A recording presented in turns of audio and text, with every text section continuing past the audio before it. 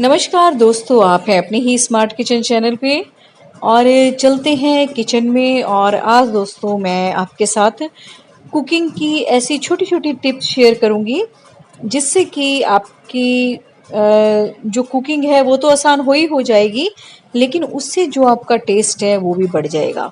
तो सबसे पहले टिप है दोस्तों पिज़्ज़ा के लिए।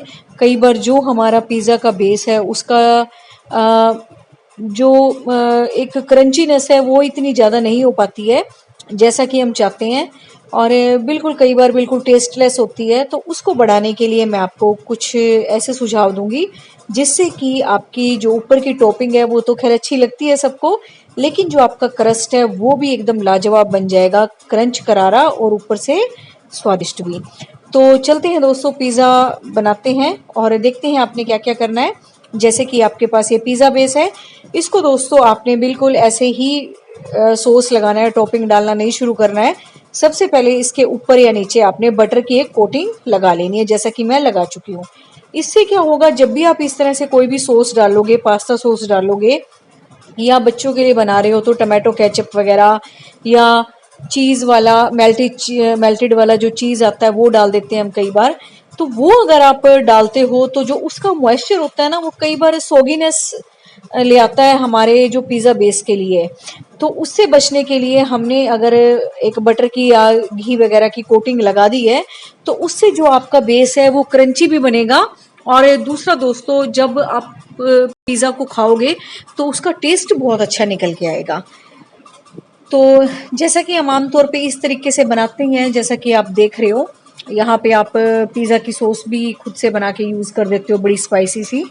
लेकिन अगर आप बच्चों के लिए बनाते हो तो इस तरीके से आप टमाटो सॉस वगैरह का ही ज़्यादा यूज़ करते हो, क्योंकि बच्चे ज़्यादा स्पाइसी नहीं खाते हैं। तो दोस्तों इस तरीके से अगर आप बनाते हो तो आप, जैसे कि मैं वेजिटेबल्स आपको जस्ट एक डाल के दिखा रही हूँ, तो वेजिटेबल्स में भी मॉइस्चर होता है दोस्तों, और जो हमारी सॉस होती हैं उनमें भी मॉइस्चर होता है। तो उनकी वजह से कई बार जो हमारा बेस है वो इतना ज़्यादा अच्छा नहीं बन पाता।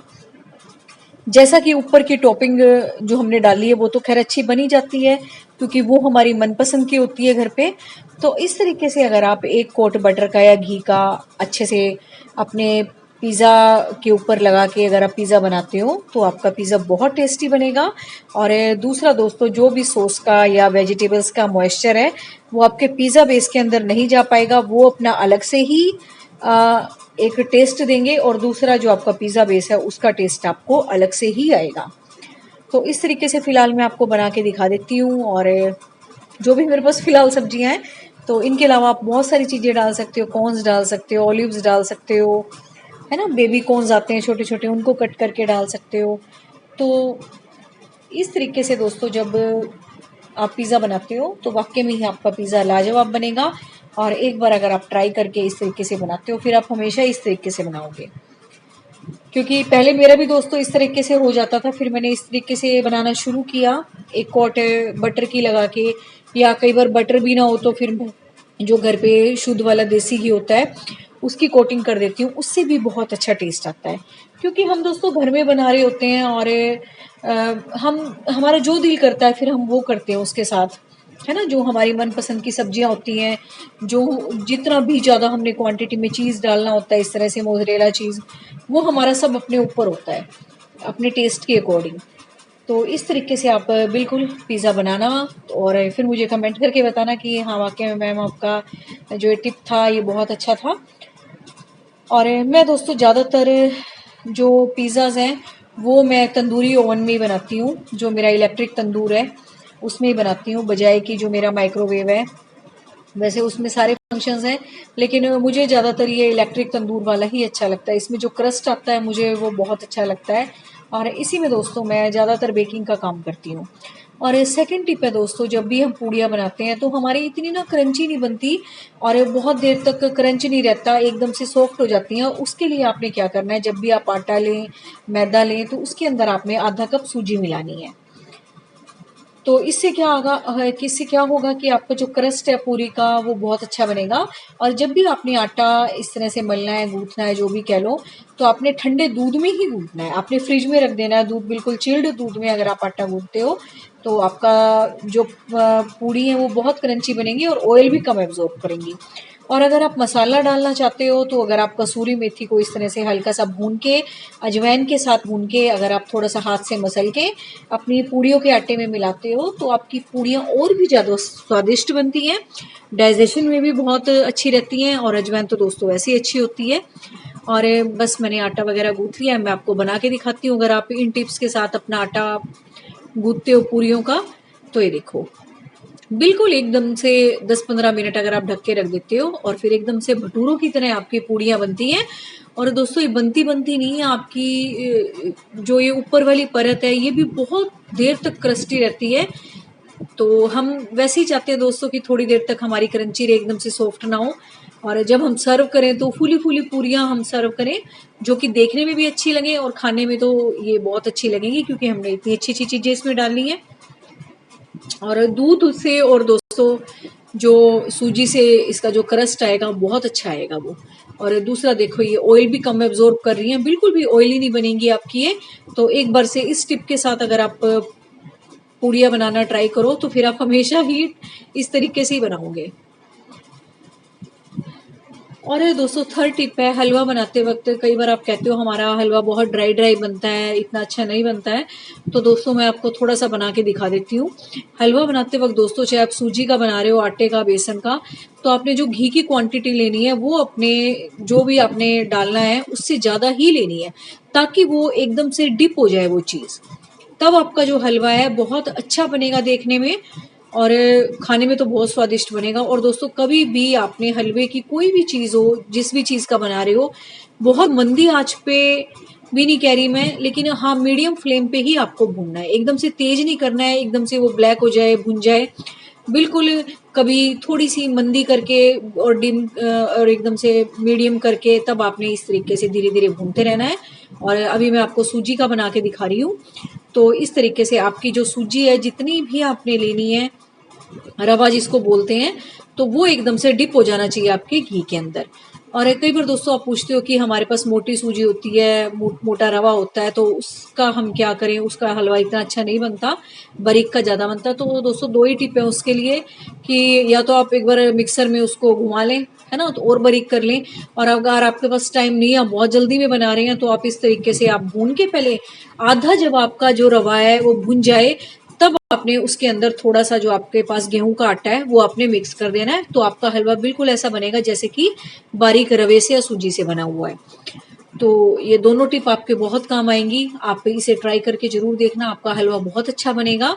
और दोस्तों आपने जो आटा है वो उस वक्त मिक्स करना है जब आपकी आधी जो सूजी है वो भुन जाए, ये नहीं कि आपने स्टार्टिंग में ही भूनना है, क्योंकि दोस्तों इनका जो भुनने का टाइमिंग है रवे का और आटे का थोड़ा अलग अलग है। रवे को थोड़ा सा ज़्यादा टाइम लगता है, आटे को थोड़ा कम टाइम लगता है। तो हम आधा भूनने के बाद ही उसको आटा मिक्स करेंगे। और इस स्टेज पे अगर आपने थोड़ा सा और घी डालना है तो डाल सकते हो, क्योंकि हमें थोड़ी सी कमी लगेगी घी में, है ना, क्योंकि हमने आटा मिक्स किया है। और अगर आप ज़्यादा घी वाली चीज़ें नहीं पसंद करते हो तो आप इतने में ही आप उसको भून दो। और बिल्कुल मंदी आंच पे आपने भूनना है हल्का गुलाबी होने तक। और जब दोस्तों ये हल्का गुलाबी हो जाए फिर आपने इसके अंदर दूध डालना है। और इस वक्त दोस्तों आप अपने मेवे भी इसके साथ भून सकते हो। और दोस्तों नेक्स्ट टिप आती है, पेठा बनाते हैं जो हम पूड़ियों के साथ, वो बिल्कुल हलवाई स्टाइल कैसे बनाएं और बहुत अच्छा कैसे बनाएं जो कि न्यूट्रिशियस भी हो। तो दोस्तों जब भी मैं पेठा बनाती हूँ मैं इसमें कोई चीनी वगैरह ऐड नहीं करती। अभी जैसे कैरी का सीजन चल रहा है, कच्ची आम्बी जिसको बोलते हैं वो, और मैं इसको बनाती हूँ गुड़ के साथ। गुड़ को मैं क्रश कर लेती हूँ, वो इसके साथ डाल के तब मैं बनाती हूँ कच्ची आम्बी के साथ। और कच्ची आम्बी का सीजन ना हो तो फिर आमचूर तो है ही है। तो इस तरीके से अगर आप गुड़ के साथ अगर पेठा बनाते हो तो आपका टेस्टी भी बनता है और हेल्दी तो है ही, क्योंकि गुड़ में आयरन होता है। और दोस्तों थर्ड बात, जो उसका कलर निकल के आता है ना गुड़ का, ब्राउन ब्राउन सा, वो देखने में भी बहुत सुंदर लगता है। और बिल्कुल आपका एकदम हलवाई जैसा बनेगा, जैसा कि आप बाहर खाते हो, है ना, पूड़ियों के साथ अगर हम पेठा खाते हैं तो वो ज़्यादा अच्छा लगता है। तो इस तरीके से आप गुड़ डाल के अगर पेठा बनाते हो तो आपका बिल्कुल बहुत अच्छा पेठा बनेगा। तो मैं हमेशा इसी तरीके से बनाती हूँ, एक बार आप जरूर ट्राई करना गुड़ वाला पेठा, तो आपका बहुत टेस्टी बनेगा, फिर आप हमेशा ही गुड़ वाला बनाओगे। और नेक्स्ट टिप आती है दोस्तों, कई बार आप बोलते हो कि हम जो पास्ता मैक्रोनी या इस तरह से न्यूडल्स बनाते हैं तो हमारी ज़्यादा ओवर कुक हो जाते हैं। तो उससे बचने के लिए आपने क्या करना है, हमेशा दोस्तों मैं जब भी ये चीज़ें बनाती हूँ तो मैं उनको ज़्यादा कुक नहीं करती, मैं 80% कुक करती हूँ, क्योंकि 20% जब आप उसको ग्रेवी में मिक्स करते हो तब वो अपने आप से हो जाता है। और कुछ स्टीम भी होती है जो हम ढक के रखते हैं डालने के बाद ग्रेवी में, तो उसमें भी कुक होता रहता है ये। तो मैं हमेशा पानी को बिल्कुल बॉईल करके गैस बंद करके तब उसमें अपनी मैक्रोनी हो, पास्ता हो, न्यूडल्स हो तब डालती हूँ। इतने में अपनी ग्रेवी बनाती रहती हूँ और फिर मैं ठंडे पानी में डाल देती हूँ ताकि वो एकदम खिला खिला बने। और नेक्स्ट टिप आती है दोस्तों, जब भी हम कोई चीज़ बॉईल करते हैं, चाहे हम अपनी चिप्स बना रहे हो घर में या मशरूम्स बॉईल कर रहे हो या कॉर्न्स बॉईल कर रहे हो, तो बॉईल करते वक्त थोड़ा सा उनका कलर या टेक्सचर थोड़ा चेंज हो जाता है। उसके लिए आपने पानी में 2 चम्मच दूध डाल देना, कच्चा दूध, जिससे कि आपका जो कलर है, कुछ भी चीज़ आप बॉईल कर रहे हो वाइट कलर की, तो उसका कलर जो है एकदम वैसा का वैसा रहेगा। चाहे आपकी बंद गोभी है, चाहे आपकी फूल गोभी है, चाहे आपके इस तरह से कॉर्न्स हैं, मशरूम्स हैं, और चाहे हम चिप्स बनाते हैं आलू के, अगर उसमें आधा कटोरी दूध या ज़्यादा क्वांटिटी में है तो, नहीं तो 2-4 चम्मच अगर हम दूध डाल देते हैं कच्चे वाला तो बहुत अच्छे बनते हैं। और नेक्स्ट टिप है दोस्तों, कई बार हम जैसे कि सब्जियां बनाते हैं तो उसमें मसाला कुछ हम अलग से ही डालना पसंद करते हैं, जैसे कि लहसुन वगैरह, अदरक वगैरह, उसको हम क्रश करके डालते हैं तो वो हमें लगता है बहुत अच्छा टेस्ट आएगा इसका, और वो कई बार ना उछल के इधर उधर गिर जाता है। तो उससे बचने के लिए आपने क्या करना है, जब भी आप इसको इस तरह तरीके से क्रश करते हो तो ये उछले ना, इसके लिए आपने इसमें थोड़ा सा सॉल्ट डाल देना है, या तो आपके पास रोक सॉल्ट है तो वो डाल दो, और नहीं तो फिर टेबल सॉल्ट है वो डाल दो। और दोस्तों कई बार जब हम मसाले घर में लाते हैं तो स्टार्टिंग में तो हमें उनकी बड़ी अच्छी स्मेल आती है, लेकिन कुछ दिन बाद हमें वो स्मेल नहीं आती जो स्टार्टिंग में आती थी। तो उसके लिए आपने हमेशा अपने इन खड़े मसालों को कांच के जो मर्तबान होते हैं उनमें ही डाल के रखना है। उसमें क्या होता है कि इनकी लाइफ भी बढ़ जाती है। और दूसरा दोस्तों, जब भी आप एयर टाइट और इस तरह ग्लास के जार में इनको बंद करके रखते हो तो इनकी खुशबू वैसी की वैसी रहती है जब भी आप इनको यूज़ करते हो। और वैसे भी दोस्तों इन मसालों को कम ही क्वांटिटी में लेना चाहिए ताकि हम थोड़े दिन ही इनको यूज़ कर पाएँ, फिर हम नए वाले मसाले लें जिनकी जो खुशबू है, जो अरोमा है, वो और ज़्यादा अच्छा लगे। और जब भी किसी चीज़ में डालें तो हल्का सा रोस्ट करके डालें, उससे इनका स्वाद और भी ज़्यादा बढ़ जाएगा। और नेक्स्ट टिप है दोस्तों, जब भी हम सैलेड काटते हैं तो वो एकदम से हम खाने के टाइम नहीं काटते, या हम ऑफिस वगैरह ले जा रहे हैं तो हम पहले ही काट के रख लेते हैं ताकि सर्व करते टाइम हमें ज़्यादा टाइम ना लगे। और उस वक्त दोस्तों हम खाने की प्रिपरेशन में लगे होते हैं, हमारे पास इतना टाइम भी नहीं होता कि हम सैलेड अलग से काटें, तो हम पहले ही काट के रखते हैं। लेकिन कई बार दोस्तों जो हमारा सैलेड है वो सोगी हो जाता है काफ़ी और इतना क्रंची नहीं लगता। उसके लिए आपने इसको बर्फ़ के ठंडे पानी में आधा या 1 नींबू निचोड़ के उसमें अपना जो भी सैलेड का अपने सामान है वो अगर आप डिप करके रखते हो तो जब भी आप सर्व करोगे आपका सैलेड बिल्कुल ऐसा लगेगा जैसे कि आपने अभी अभी काटा है, और बिल्कुल वैसे ही उसका मॉइस्चर होगा सैलेड का और देखने में भी अच्छा लगेगा। और नेक्स्ट टिप है दोस्तों, जब भी हम राइस बॉईल करते हैं तो ज़रूरी नहीं है हमारे पास बासमती राइस हो, हमारे पास किसी भी क्वालिटी के राइस हो, अगर आपने उनको ऐसा खिला खिला बनाना है तो आपने दोस्तों इसको बनाते वक्त एक तो पानी की क्वांटिटी चेक करनी है, ज़्यादा नहीं डालनी है। और दूसरा दोस्तों आपने थोड़ा सा इसमें ऑयल और नींबू का रस डाल के बॉईल करनी है। और दोस्तों जब भी आप बॉईल करते हैं तो जब आपको लगे कि ये पकने वाले हैं उससे पहले ही आपने गैस बंद कर देनी है, क्योंकि कुछ देर ये स्टीम में पकते हैं और आप जब ओवर कुक कर देते हैं तभी ये सोगी बनते हैं। नहीं तो दोस्तों किसी भी क्वालिटी के आपके चावल हों, कैसे भी हों, छोटे हों बड़े हों, बासमती हों चाहे कोई भी हो, वो खिले खिले ही बनेंगे। और नेक्स्ट टिप है दोस्तों, कई बार हम सब्जियों को इस तरह से बॉईल करते हैं, लेकिन हमें वो बॉइल्ड ही सब्जियां लेनी होती है, जो उसका ये इस तरह से सूप है वो बच जाता है और कई बार हम उसे फेंक देते हैं क्योंकि वो हमारे काम का नहीं होता। लेकिन दोस्तों बहुत काम का होता है, इसमें बहुत सारे न्यूट्रिशंस होते हैं, बहुत सारे विटामिन होते हैं। तो इसको आपने फेंकना नहीं है, इसको आप अपनी दाल बनाते वक्त यूज़ कर सकते हो, आटा ठंडा करके आटा गूंथ सकते हो इसमें। और दूसरा दोस्तों राइस वगैरह बिरयानी बना रहे हो तो उसमें आप यूज़ कर सकते हो। और दोस्तों अगर आप सब्जियां धो के उस पानी को फेंक देते हो तो प्लीज़ मत फेंका करो, उनको अपने प्लांट्स में डाल दिया करो, फिर आप देखना आपके प्लांट्स की ग्रोथ कितनी ज़्यादा होगी। और नेक्स्ट टिप आता है दोस्तों इन पॉपकॉर्न्स के ऊपर, जो मेरा पर्सनल एक्सपीरियंस है तो पहले मैं भी बटर में बनाती थी, तो कई बार ना ब्लैक ब्लैक सा कार्बन सा आ जाता था बटर में। फिर मैंने इसको शुद्ध घी में बनाना शुरू किया, जो देसी घी होता है अपना। तो उसमें कौन से टेस्टी भी बहुत लगे और वो ब्लैक कार्बन भी नहीं आया। और दूसरा दोस्तों, फ्लेवर की तो पूछो ही मत।